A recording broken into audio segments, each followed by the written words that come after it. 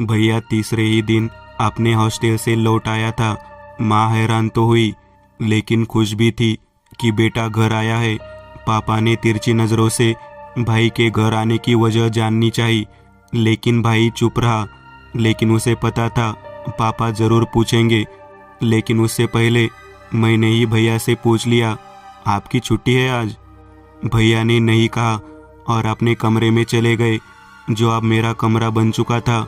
उन्होंने कमरे में जाते ही चिल्लाना शुरू कर दिया, ये कबाड़ खाना क्यों बना के रखा है इस कमरे को? अपनी चीज़ें समेटो जल्दी से। उनका ये ताना मेरे लिए था।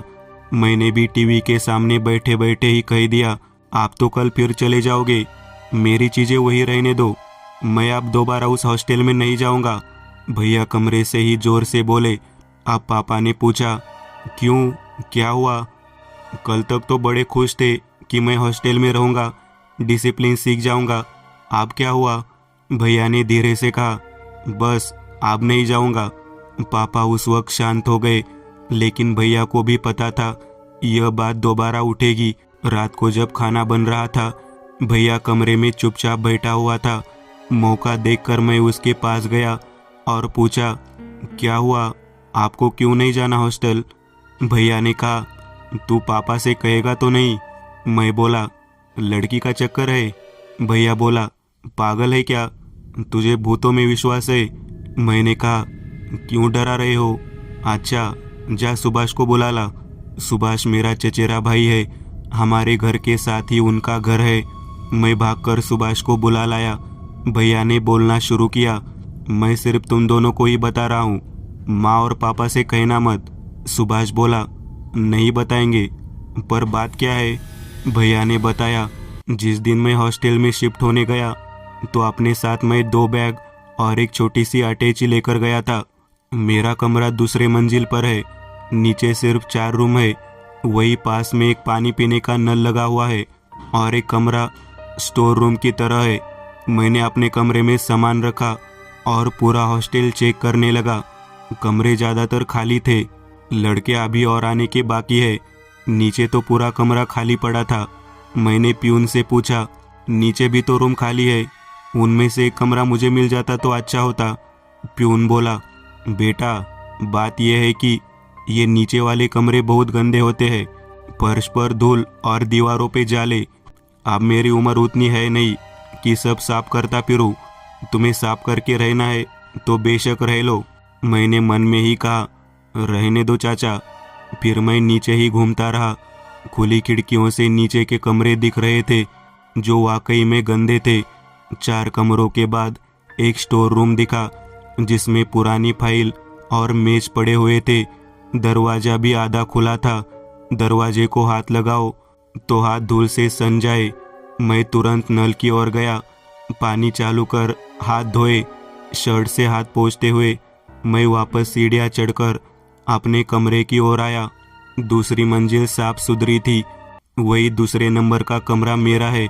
मेरे साथ रूम शेयर करने वाले लड़के आए नहीं है। 4-4 कमरों का गलियारा है, जिसमें बीच वाले हॉल में सब खाना खाते हैं।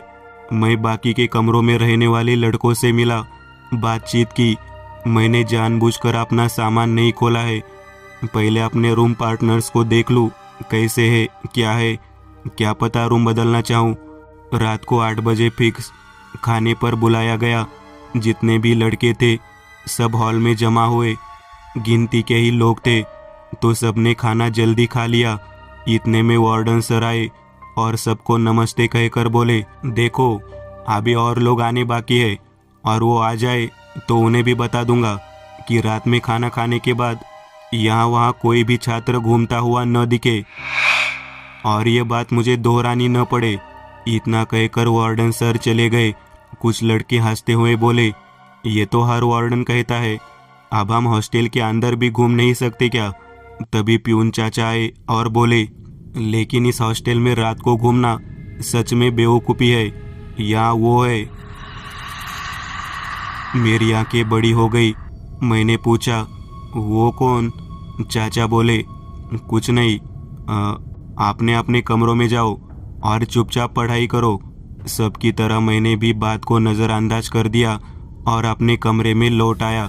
आप पहले दिन कौन पढ़ता है भला। चलो अपना सामान सेट कर लूँ। लेकिन ये क्या, 2 बैग तो दिख रहे हैं, पर वो अटैची कहाँ है। मैंने पूरा कमरा छान मारा लेकिन नहीं मिली। अब मैं सबके कमरे में जाकर तो नहीं पूछ सकता, सब क्या सोचेंगे मेरे बारे में। मुझे प्यून चाचा से मिलना चाहिए। मैं नीचे सीढ़ियों से उतरा लेकिन प्यून चाचा नहीं दिखे। हॉस्टल का गेट बंद हो चुका है। मैं नीचे ग्राउंड फ्लोर पे हूँ।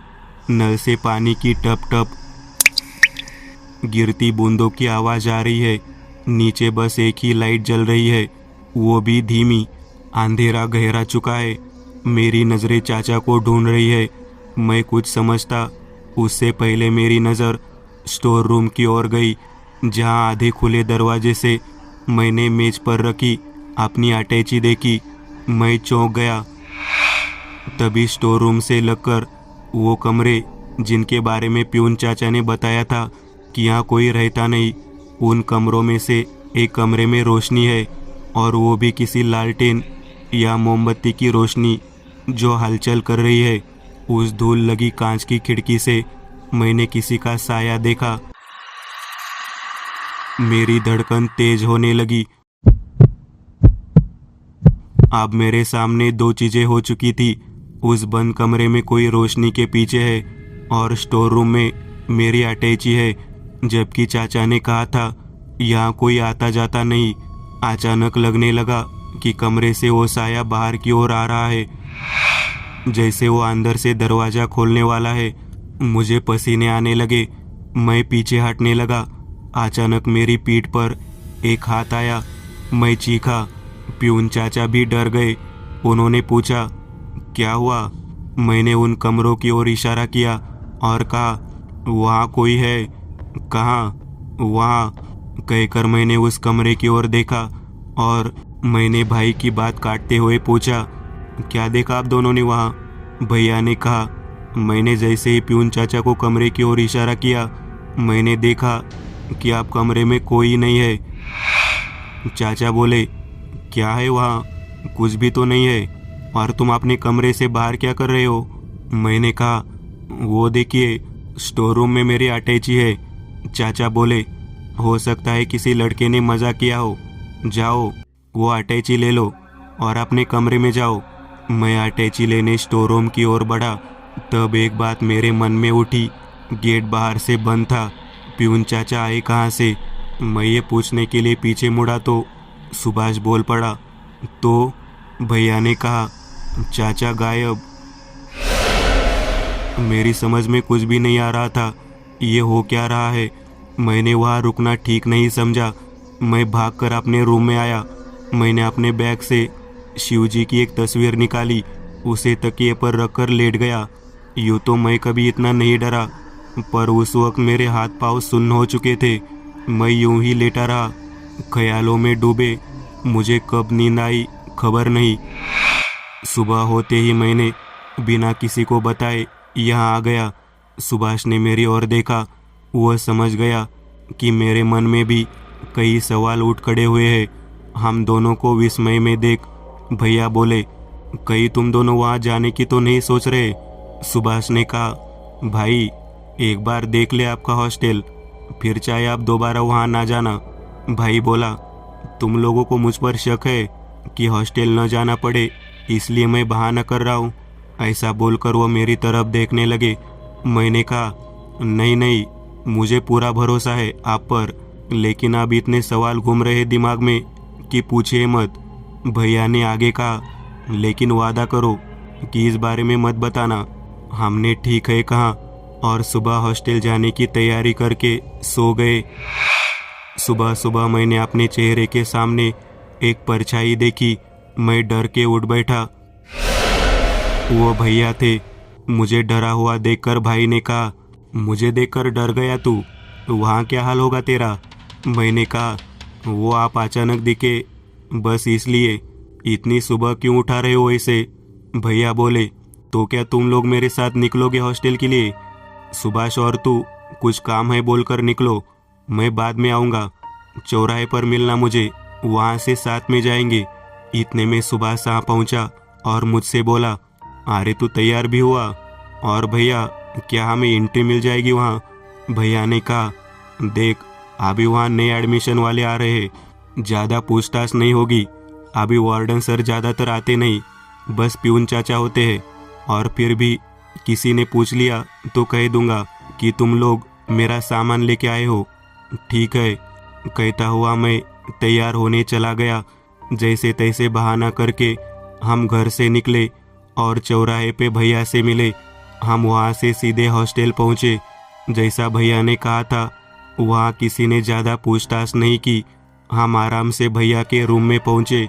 सुभाष ने कहा, भैया क्या हम यहाँ घूम सकते हैं? वो स्टोर रूम देख लेते हैं इसी बहाने। भैया ने कहा, हाँ पर दोपहर तक रुकना पड़ेगा।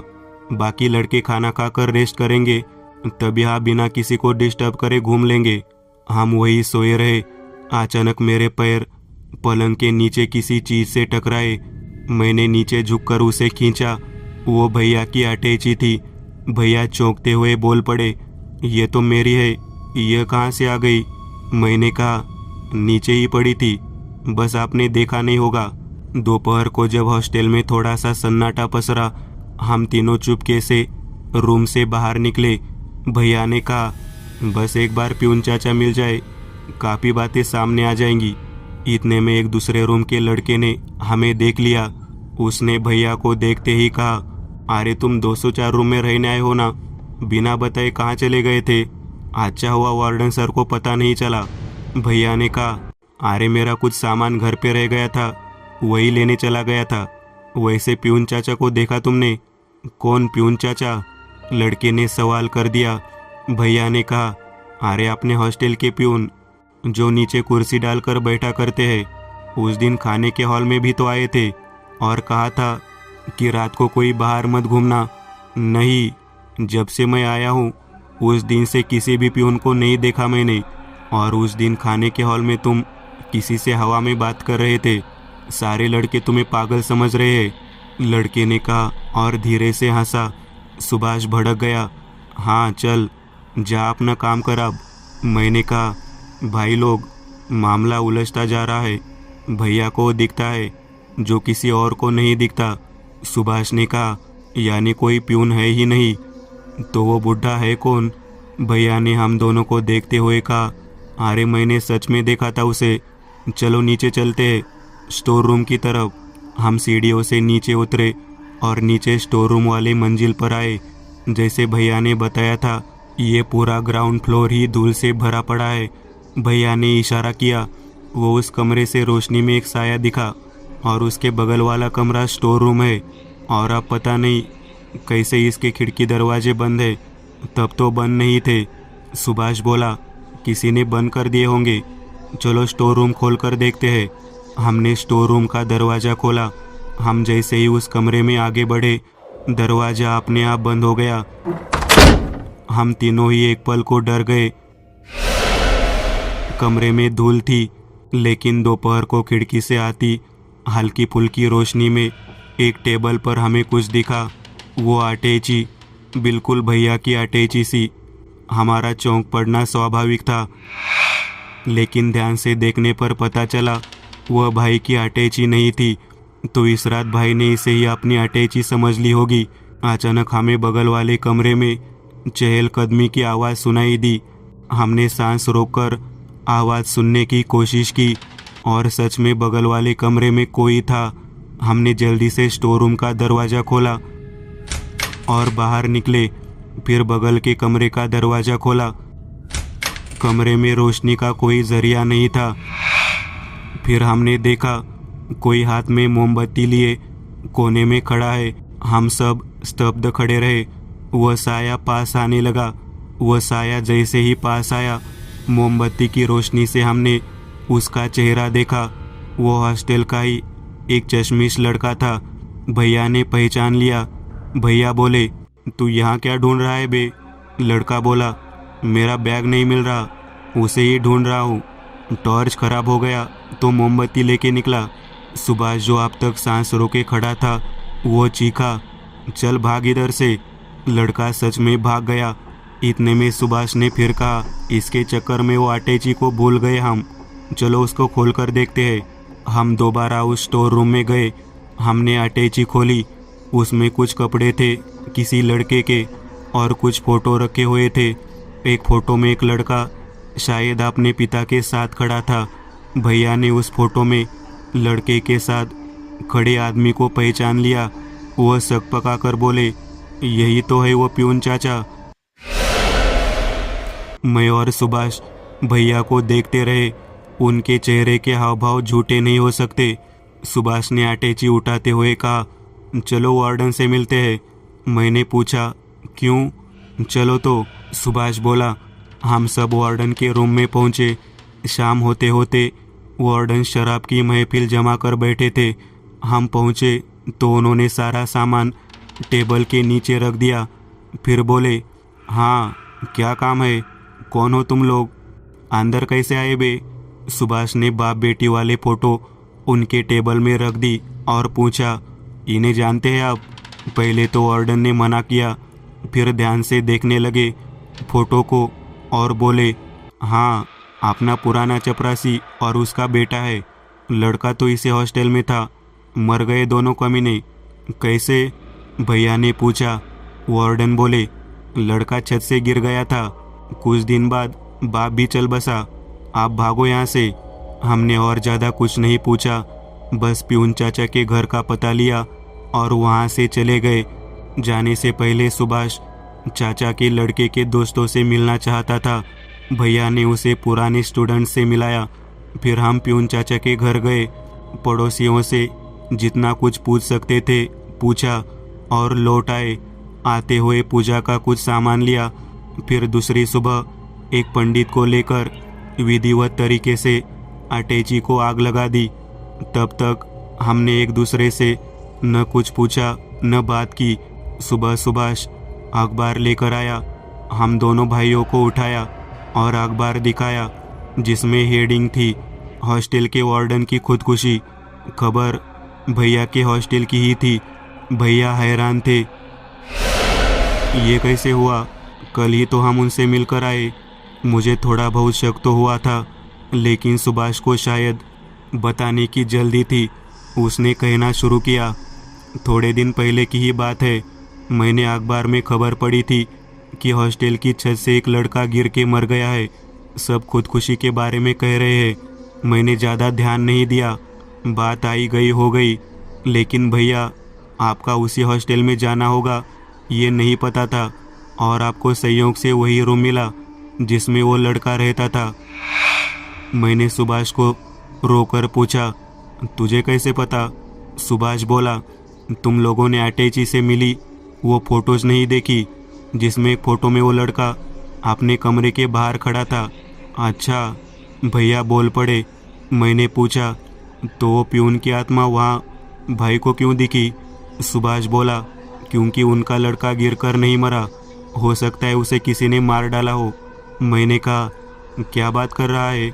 सुभाष बोला, जब हम प्यून चाचा के पड़ोसियों से मिले तो चाचा के पड़ोसी ने मुझे बताया कि चाचा का एक ही बेटा था, मेहनती, पढ़ने में तेज, किसी बुरी संगत में नहीं था। वो खुदकुशी करेगा क्यों? तो उसे मारा किसने? भैया बोल पड़े। सुभाष बोला, जिसकी मौत की खबर अभी तुमने पढ़ी। मैं चौंका। वार्डन सर, भैया बोले, तुम्हें यकीन है? 100%। सुभाष बोला, वो शराबी है, सबसे बदतमीजी करता है, डरा कर रखता है सबको। हम लोगों से भी कैसे उकड़ कर बात कर रहा था, देखा ना? मैंने बाकी पुराने लड़कों से भी बात की थी। उसकी 1-2 बार चाचा के लड़के से बहस हुई थी। शायद वार्डन ने उसके सामने चाचा से बदतमीजी करी होगी। लड़के के मरने वाली रात शायद वार्डन नशे में था। चाचा का बेटा अक्सर छत पे पढ़ने बैठा करता था, उसे वहाँ अच्छा लगता था, ऐसा इसके साथ वाले लड़कों ने बताया। दोनों में कहा सुनी हुई होगी और वार्डन ने उसे छत से फेंक दिया होगा, ऐसा मुझे लगता है। मैंने पूछा, तो चाचा की आत्मा भाई को ही क्यों दिखी? सुभाष बोला, वो कमरा जहाँ वो लड़का रहता था, भैया भी उसी कमरे में ठहरे, शायद ये वजह हो। और वो भाई की मदद से अपने बेटे के आखिरी सामान का अंतिम संस्कार चाह रहे थे। वार्डन से शायद उन दोनों से खुन्नस खाते हुए वो सामान स्टोर रूम में फेंकवा दिया।